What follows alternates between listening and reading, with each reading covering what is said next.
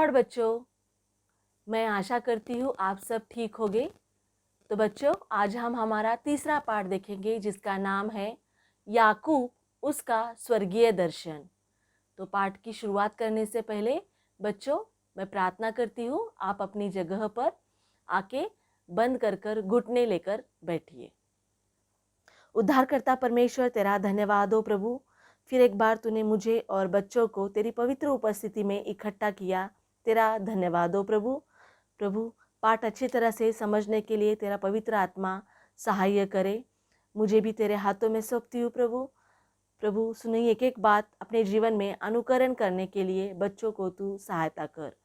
आगे का समय तेरे हाथों में सौंप के यीशु तेरे नाम से मांगती हूँ, आमीन। बच्चों, इस पाठ का पठन भाग है उत्पत्ति अध्याय 25 से 29।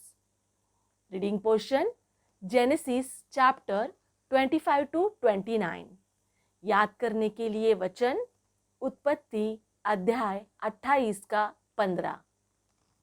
मैं तेरे संग रहूंगा और जहाँ कहीं तू जाए वहाँ तेरी रक्षा करूंगा और तुझे इस देश में लौटा ले आऊंगा।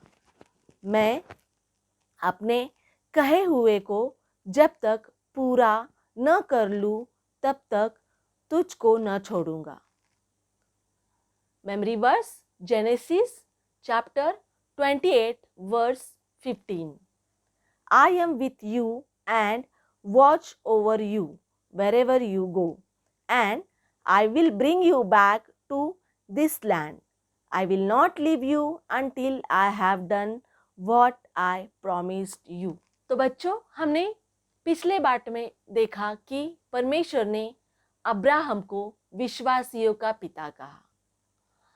बच्चों, अब्राहम ने अपने जीवन भर में देखी हुई बातें छोड़कर अनदेखी बातें जो परमेश्वर ने उसे कही थी उस पर विश्वास रखा। अनदेखी बातें मतलब बच्चों, परमेश्वर ने अब्राहम को अपना देश छोड़ने के लिए कहा। बूढ़े होने पर भी संतान प्राप्ति का वायदा उसके जीवन में किया। परमेश्वर का वायदा उसके जीवन में पूर्ण हुआ। पुत्र पाप प्राप्त होने के बाद भी उसने उसे अर्पण करने के लिए कहा। तो इन सभी बातों में अब्राहम ने परमेश्वर पर विश्वास किया और उसके अनुसार किया। इसीलिए परमेश्वर ने अब्राहम को विश्वासियों का पिता कहा। बच्चों, हमने देखा कि अब्राहम से इसहाक उत्पन्न हुआ। इसहाक परमेश्वर और अपने माता पिता के प्रेम और आज्ञा पालन में बढ़ता गया। जब इसहाक 40 वर्ष का हुआ तब उसका विवाह रिबका से, जो पद्दनराम की वासी अरामी बतूएल की बेटी और अरामी लाबान की बहन थी, उससे हुआ। लंबे समय के बाद इसहाक को 2 जुड़वा मतलब ट्विन्स पुत्र उत्पन्न हुए। बच्चों, जुड़वा होने पर भी वो दोनों पुत्र एक दूसरे से बहुत अलग थे। जो पहला पुत्र था उसका सारा शरीर बाल से रोममय और लाल था, इसीलिए उसका नाम एसाव रखा गया। जो दूसरा पुत्र था वह एसाव की एड़ी पकड़े हुए उत्पन्न हुआ। उसका नाम याकूब जेकब रखा गया। एसाव चतुर शिकार करने वाला बना। वह इसहाक को अपने शिकार का मांस खिलाया करता था और वह अपने पिता इसहाक के जन्मसिद्ध या पहलौठे के अधिकार का हकदार था। बच्चों, पहलौठे का अधिकार मतलब बड़ा बेटा हमेशा दूसरे बेटों से दुगना हिस्सा पाता है और अपने परिवार में राज्य करता है। परमेश्वर की आशीष भी बड़े बेटे पर बनी रहती है। तो बच्चों, उस समय में यह अधिकार बहुत ही कीमती अधिकार था और ये बहुत ही कीमती बात मानी जाती थी। तो इसीलिए इसहाक एसाव से ज्यादा प्रीति रखता था। याकूब तंबू में रहने वाला एक सीधा मनुष्य था। वह अपने माँ को उसके कामों में मदद करता था, इसलिए रिबका याकूब से अधिक प्रीति रखती थी। एक दिन याकूब भोजन के लिए दाल पका रहा था। फिर एसाव जंगल से थका हुआ आ गया। उसे बहुत भूख लगी थी। उसने देखा कि याकूब दाल पका रहा है, तो फिर वह याकूब के पास गया और उससे कहने लगा कि मुझे लाल मसूर की दाल जो तू पका रहा है वह दे, मुझे बहुत भूख लगी है।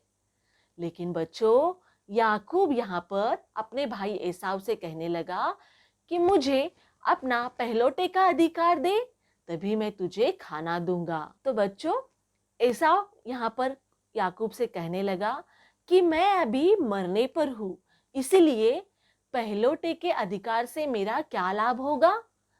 तो बच्चों, यहाँ पे एसाव ने एक कटोरे मसूर के दाल के लिए अपने पहलौठे के अधिकार को बेच दिया। उसने अपने जन्मसिद्ध अधिकार जो परमेश्वर ने उसे दिया था उसे तुच्छ समझा। फिर इसहाक बूढ़ा हो गया था, इसीलिए उसकी आंखें धुंधली पड़ गई थी और उसे ठीक तरह से दिखाई नहीं दे रहा था। उसने अपने पुत्र एसाव को बुलाया और उससे कहने लगा कि मेरे लिए शिकार कर कर स्वादिष्ट भोजन बनाकर ले आ, कि मैं उसे खाकर तुझे जी भरकर आशीर्वाद दे सकूं। एसाव अपने पिता की आज्ञा के अनुसार शिकार करने के लिए चला गया। यहाँ पे रिबका ने एसाव और इसहाक की बातें सुन ली और वह यह सारी बातें अपने पुत्र याकूब से कहने लगी। रिबका ने याकूब को बकरियों में से 2 अच्छे बच्चे लाने के लिए कहा। उसने इसहाक के पसंद का खाना बनाया और याकूब को इसहाक के पास जाने की आज्ञा दी। लेकिन बच्चों, यहाँ पर याकूब अपने पिता के पास जाने से डरने लगा, क्योंकि एसाव का सारा शरीर बाढ़ से लोमय था और याकूब के शरीर में ज्यादा बाल नहीं थे। तो उसे लगने लगा कहीं मेरा पिता मुझे टटोल कर मतलब छू कर जान न ले कि मैं याकूब हूँ और मुझे आशीर्वाद देने के बजाय कहीं वो मुझे शाप न दे। तो इस बात पर रिबका ने याकूब को एसाव के वस्त्र पहना दिए और याकूब के गले में और हाथों में बकरी के बच्चों के खालों को लपेट दिया और फिर याकूब को इसहाक के पास भेज दिया। इसहाक को दिखाई न देने से इसहाक याकूब से पूछने लगा कि वह कौन है। इस पर याकूब ने कहा कि मैं एसाव हूँ। तो बच्चों, यहाँ पर याकूब ने अपने पिता से झूठ बात की। जब याकूब ने बात की तब इसहाक को लगा कि यह याकूब का आवाज है, इसीलिए वह उसे टटोलने लगा, मतलब छूकर देखने लगा। पर बच्चों, जब इसहाक ने याकूब को छुआ तो उसे बाल लगे और उसे बकरी के बच्चों का सुगंध आया। क्योंकि एसाव शिकार करता था, इसलिए उसे लगा कि यह एसाव ही है, तो उसने खाना खाया और याकूब को आशीर्वाद दे दिया। जब एसाव शिकार से आया और उसे पता चला कि याकूब ने मेरा आशीर्वाद ले लिया है, तब वह बहुत क्रोधित हुआ और वह अपने भाई याकूब को मारना चाहता था।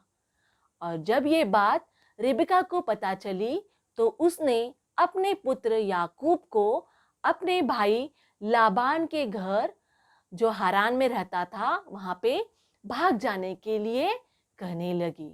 और जब तक एसाव का क्रोध शांत नहीं हो जाता तब तक वह उसे वहीं पर रुकने के लिए कहने लगी। फिर याकूब बेरशेबा से निकलकर हारान की ओर चला। जब वह लूज पहुंचा तो शाम हो चुकी थी, इसीलिए उसने सोचा कि मैं आज रात यहीं पर बिता देता हूँ।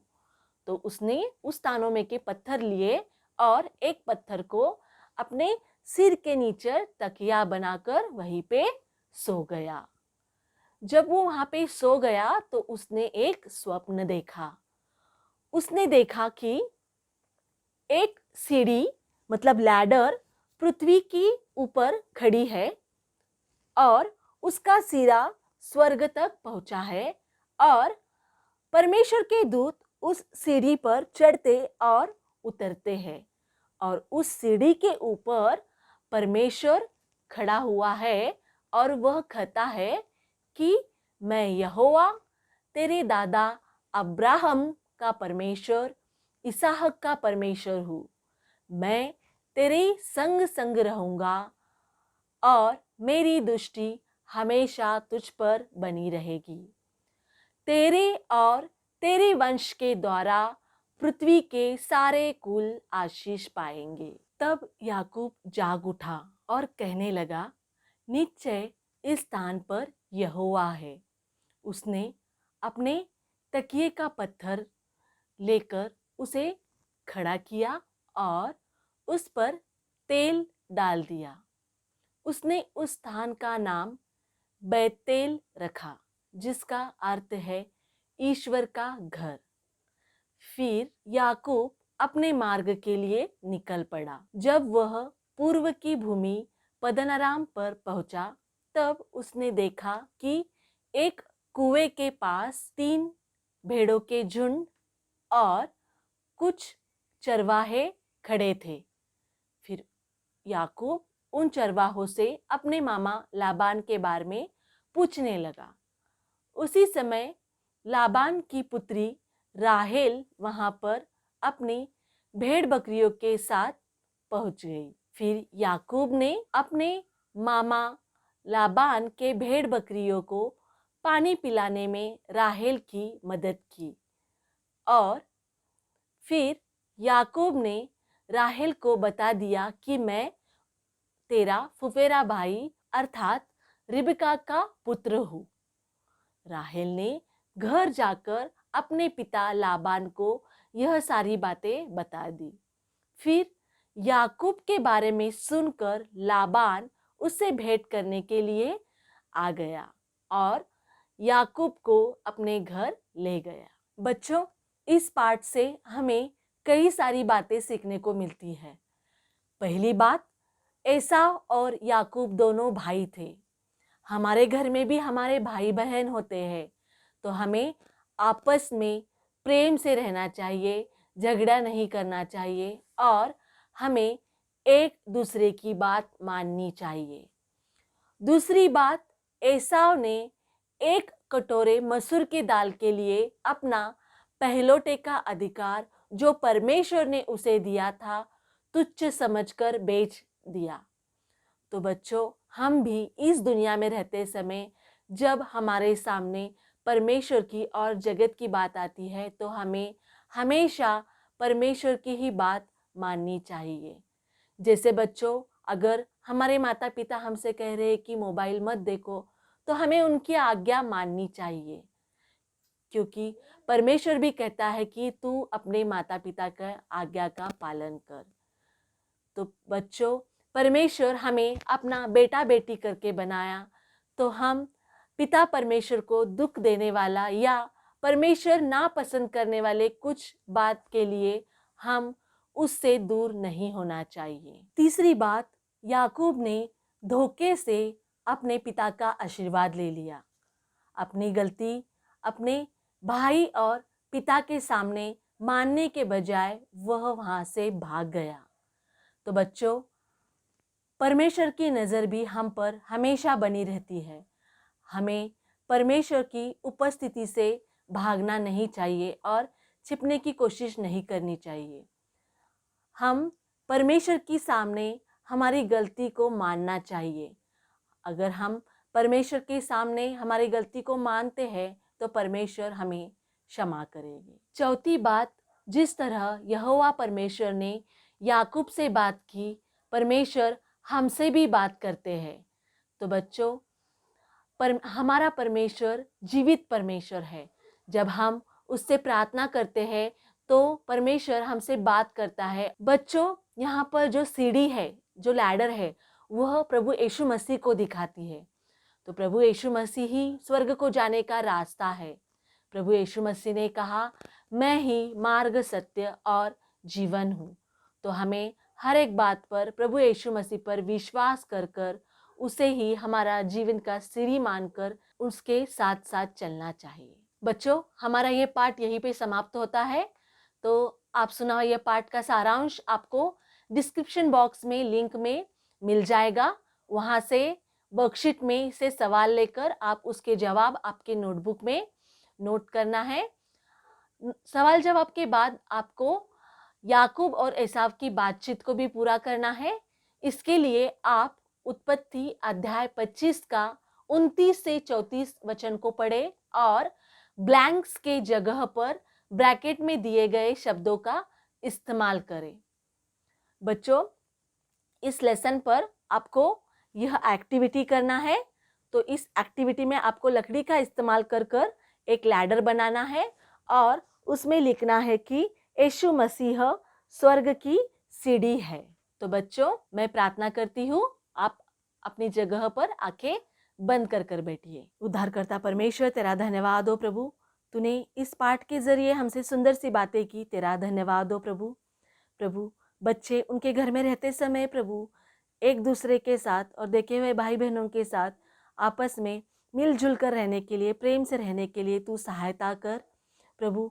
जिस तरह प्रभु एसाव ने एक कटोरे मसूर के दाल के लिए तेरी बातों को जो तूने उसे दी थी प्रभु तुच्छ जाना प्रभु, वैसे हम हमारे जीवन में ना करें प्रभु। प्रभु, हमेशा हमें तेरी बातों का अनुकरण करने के लिए तू कृपा कर प्रभु। प्रभु, जब भी हम कोई पाप करते हैं तो वो पापों को, वो गलती को तेरे सामने मानने का मन दे प्रभु। प्रभु, तू ही हमारी जीवन की सीढ़ी बन प्रभु। प्रभु, बच्चों को और मुझको तेरे हाथों में सौंपती हूँ। यीशु तेरे नाम से मांगती हूँ, आमीन।